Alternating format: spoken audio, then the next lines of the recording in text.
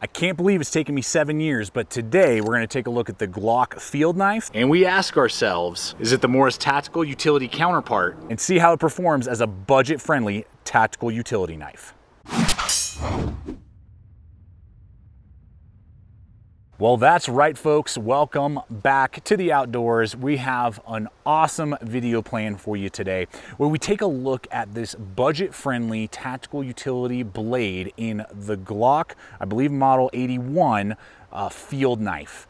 Now, this has been around for a long time. This is not anything new to the market, but this design I've never tested out before. It comes in at a crazy budget price point and has, I believe, the potential to be a really good kind of do-everything utility blade. So we're gonna put it through its paces, beat the heck out of it today, run it up against some Mora, talk about its comparison to that, some other tactical utility blades that are close in price. I don't know any that are at this price, but we're gonna go through all that today, really thump on this blade and see what it has to offer. So let's go ahead and jump to it with this Glock field knife. All right. We're gonna have some fun here with this video. Lots of field testing on this knife. You can see all of the good wear. That's what I love doing, guys. I don't wanna just put a safe queen on the table for you and say, yeah, it's kind of good, no, I kind of like it, it's kind of cool. I have beat the living heck out of this knife on purpose to really see, is it something worth investing in, throwing in the collection, throwing it in rotation, whatever it may be. Now, this is, again, the Glock Model 81, which means that it has the saw back. The Model 78 is the version that does not have the saw back. Between the two, I'm definitely going with the saw back. I'll show you here in just a moment why. You're out here in the backyard as we do these talking points with GT Jr., so you may hear a little bit of him and I going back and forth talking and stuff, and if you hear a little voice in the background, it's not my alternate personality, it is my mini-me. So obviously designed as in the vein of a combat utility knife, even a bayonet kind of style blade. That's what it's designed for. It is issued to several militaries around the world as their field knife, including Austria, Germany, Denmark, and then several, I believe the Indian military has it, and then several other Asian countries use this as their issued field knife. So this is a military designed and military thought out blade. That's what it's designed to do. So definitely more on that side of tasks, obviously as kind of a do everything utility, survival if need be, combat, all of those things kind of go into this. So it's absolutely a jack of all trades. This is designed with that, but with the idea of it being deployed on in military situations. That's kind of the idea with it. A few things I want to hit. First off, there are conflicting reviews, reports, all that, specs on the thickness. The thickness of the blade, I just got my caliper out, just did it. It's 0.2. It is not a 1/4 inch thick. Right here near the guard, it is 0.2, and then basically keeps that consistency all the way down to where the clip begins to take place. On the 6.5 inch overall blade, actual cutting edge is about 5.5 inches with a flat grind. It's a high flat grind or saber grind. So there's a small transition right there near the top, which means that's super strong. But it's only about 1 inch from edge to spine in height, basically, which means it's great for piercing, which means it's strong and tough. But because of how thin it is from edge to spine and how thick it is, it kind of has an abrupt angle. It does not come with a great edge out of the box. It comes with a decent edge. Everything you're seeing in this video, I have not done any reprofiling with. So I wanted to give you the factory edge capability of it. It does decent with carving and whittling, you know, making a spear, making feather sticks to start a fire. It'll do okay with the factory edge. It will not do amazing, and so that's something that you'll need to consider. It is 1095 high carbon steel, spring steel, and then it has been heat treated to 55 Rockwell. That means that it's very easy to put an edge on, and that's what you want in a field knife. You don't want some super premium steel that's really hard to work with. You want something that very easily you could tune up, put an edge on, and work with. That you don't, and that 55 means that it's very tough and going to hold up to a lot of shock, a lot of side-to-side lateral motion. It's not going to be with a higher Rockwell. It would be more brittle. It would hold its edge longer, but it would mean that it would be more brittle and more prone to either chipping or snapping and breaking, versus the lower Rockwell, which means it will dull a little bit quicker, but it'll be very easy to put an edge on, very sharp edge, and it will be very tough and durable, which is what you want in this style of knife. So on the carving and whittling and bushcrafty tasks, it'll absolutely get the job done. It will not be something you want to make a bowl out of and, you know, make a huge wad of feather sticks and practice your feather stick making. This will not be the ideal knife for it. It'll get the job done, but you won't enjoy doing it. That's where something like a Mora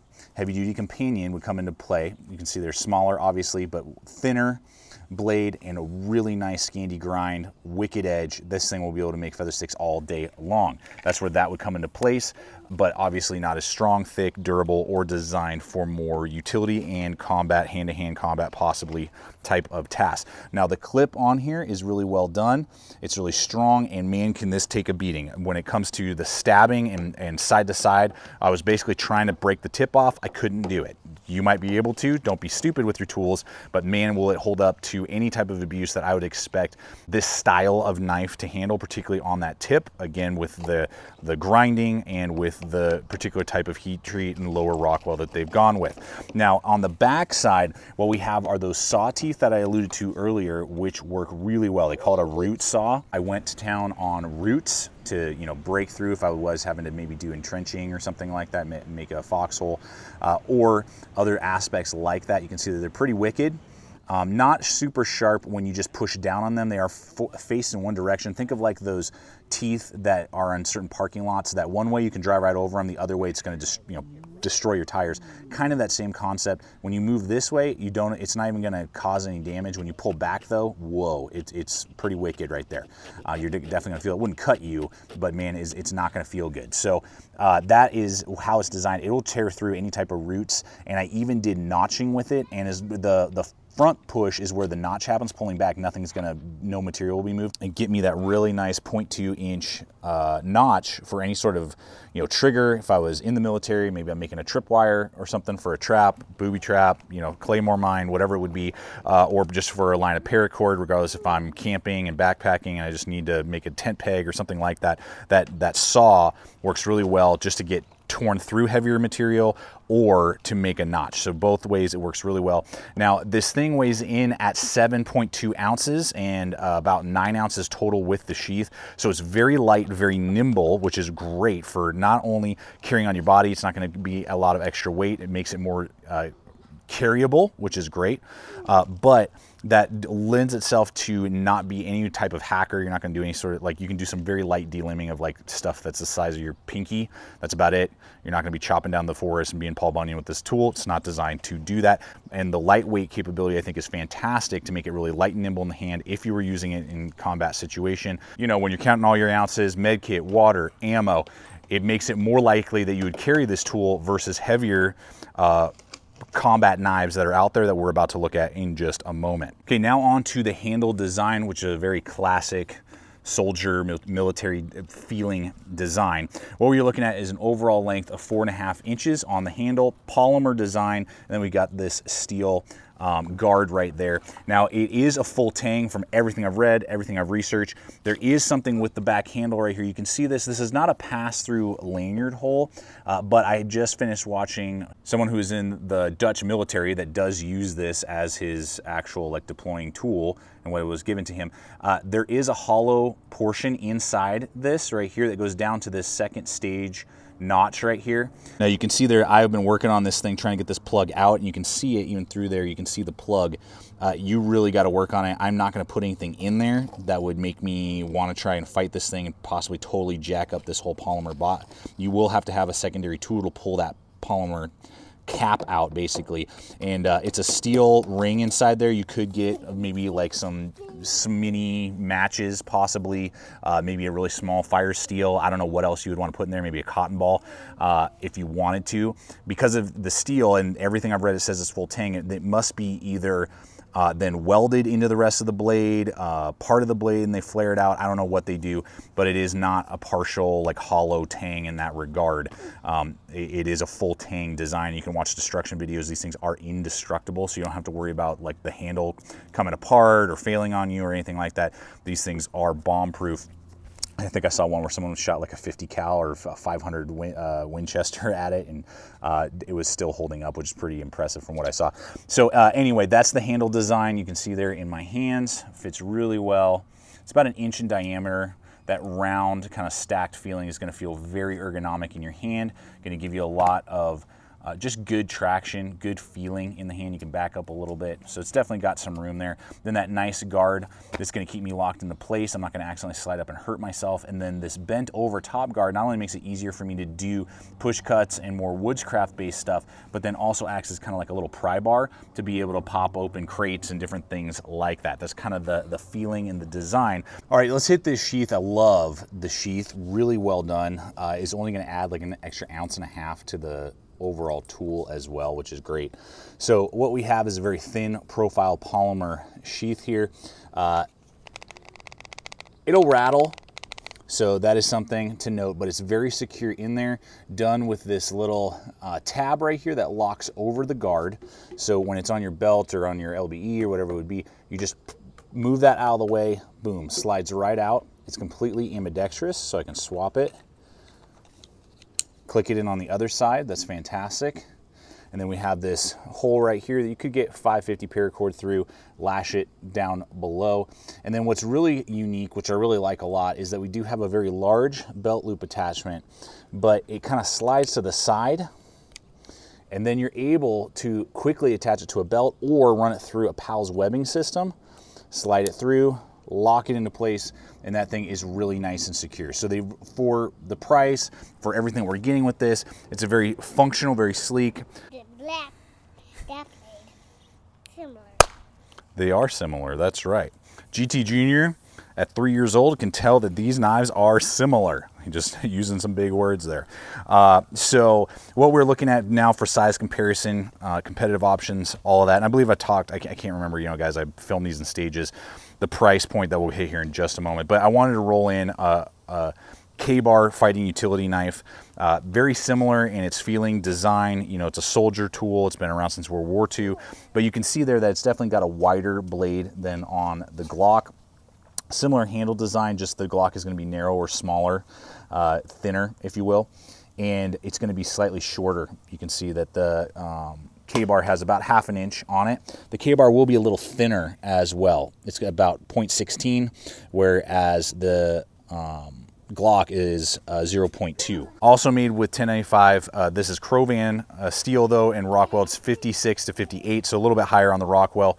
So there, you could even argue that the Glock might actually be tougher in like hard use tasks, lateral motions, just because it is thicker and a lower Rockwell. But the K-bar will hold its edge a little bit longer and is a little thinner, so that's possibly good for penetrating, slicing, that type of thing. It will be an easier woodscraft tool, doing more woodscraft and finer cuts. The K-bar will be a little bit better at that just because of the thinner blade and higher grind and better edge geometry out of the box that they did, and I didn't have to do any sort of reprofiling on that. So that's just things to consider when you're processing tools and thinking about, maybe you already own the K-bar, you're thinking about getting a Glock, how you can expect these tools to interact with each other. Now USA made, obviously, like 70 bucks, as we've touched on throughout this video. $30 for the Glock is mind-blowing in my opinion for what you are getting. And I can't really think of any other tools that come into that price range that are made in Europe with this type of steel, in this type of design, sheath options, all of that. But just to give us some other competitive options that are at least close, I was thinking of the newly redesigned SRK from Cold Steel. In SK5 high carbon steel. They Rockwell it a lot higher. I think it's almost like 60 is what they do, which means that it will hold its edge slightly better than the Glock, but is more brittle. And definitely in that same vein of kind of a combat utility knife. This one has a hollow grind though. They've redesigned with it. Craton full tang handle, a little bit more woodscrafty, if you will, a little less tactical in its design. About the same thicknesses on both, but you can see there that the tips, cold steel is thinner and will not be able to handle it as much abuse as the Glock will. You're more prone to snap the tip off of an SRK than you would of the Glock. So something to be considering there. Then I did want to, and it will come in between $35 and $45. I did see it recently, the SRK for $35. And normal price is usually about $45, but for that price, you're still getting a great tool, but it is a little bit more expensive than the Glock. Also from Cold Steel, overseas produced, China. This one I believe is Taiwan. Still in that kind of vein of a tactical survival knife, about $30, same as the Glock, but it's 1055 steel, which is definitely not up to quite the standards that the 1095 of the Glock is using. And it's, you know, big, thick, Tanto. It's definitely heavier and just not quite as nimble, but it is an option if you are looking for more of like a tactical utility knife to be used and beat on, and can be put into a lot of scenarios and perform rather well. But out of all these, the Glock will be the thinnest profile and the lightest, which means particularly for soldier use is probably the most likely of all that we're looking at here to be carried with all the other gear that you might be using. So I will have links for us below to all of these blades that I'm talking about today over to Amazon. My Amazon links have been kind of screwy lately, guys, but even if it doesn't take you quite to the exact product, or, you know, it has different ones in there, when you guys use those hyperlinks, we just appreciate it. I will have them to Amazon, Blade HQ, GP Knives, so check out all of those when you are thinking about these style of blades. And don't forget about checking out our other links that we have, including we just landed links to 511 Tactical, but also backcountry.com and Mockaround Sunglass Company and Mystery Ranch. We just appreciate when you guys purchase your gear through all those links we offer to you in the description below. So guys, as we wrap this all up, and the reason I kind of have been alluding to the Mora for years, when you think of a Mora, for me, it's like one of the best one and done, budget friendly, costs nothing, like 20 bucks. You can get yourself a heavy duty companion and it'll be an amazing hiking, camping, backpacking, outdoors, bushcrafty knife. I mean, it's just mind blowing what you get for the money. You got your polymer sheath, you got your great ergonomics, you got Swedish made, you know, made in Europe. You're getting something that's just super cool. But there really hasn't been anything that I've tested. I mean, the Glocks have been around forever, that I could say is more of like a tactical utility version of a Mora. That's just like, who cares? Spend 20 bucks on a Mora and you'll love it. And it'll, you know, yeah, it won't hold its edges long, and yeah, it's not quite as stylish as, say, a $300 knife with a premium steel, but man, is it gonna hold its own when it actually comes to the work of carving, whittling, and, you know, food prep and things like that. Well, I believe that's the case with this Glock. This Glock is like the tactical version of a Mora. If you're looking for more tactical utility, either tasks and applications, or you just like that style more, go with this Glock. It's bulletproof. It's been, you know, like used around the world. It is really well built. It's super budget friendly, great polymer sheath. I can't complain about it for $30. It's mind boggling what you're getting. And honestly, if you go out and you spend 50 bucks total, get yourself a more heavy duty companion and get yourself a Glock 81 or 78, depending on what you're using and what, you know, maybe what your preference is, you spend 50 bucks, you're gonna have everything you would ever need in a self-defense tactical, you know, utility role, and you're gonna have everything you'd ever need for camping, bushcrafting, and outdoor tasks.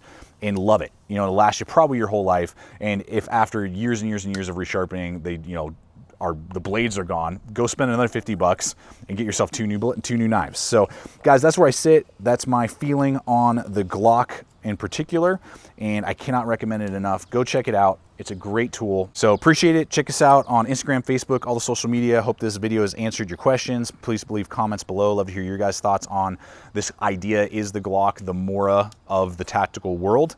Do you agree, disagree? And love to hear your guys' experiences with the Glock 81 or 78 field knife.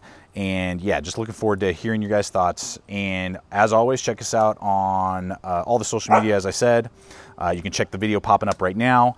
Subscribe if you're not a current subscriber, throwing out videos every single week. And always remember, stay equipped, stay prepared, and we'll see you out there.